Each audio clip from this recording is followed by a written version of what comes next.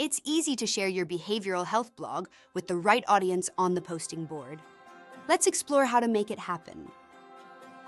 Start by visiting thepostingboard.com and clicking Login at the top right. Select the Member Login tab. Then, enter your email address and password.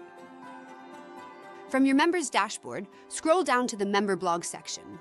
Click Member Blog, then select New Member Blog to begin posting. Next, create a title. Remember, this is the first thing people see. It's how you catch the attention and set the tone for your readers. Next, choose the categories that best fit, and don't forget to add smart tags. These are keywords that make your blog easier to find and help connect you with the right audience. Add your blog image here. Banners work best for viewing. 750 by 400 pixels is the recommended size. Next, in the content box, write your full article. This is the body of your blog. Open with a clear first line. Use short paragraphs, subheads, and bullets to make it easy to scan. Add links, quotes, or resources where helpful. When it looks right, click Save, and just like that, your voice becomes a resource for our community. Thepostingboard.com.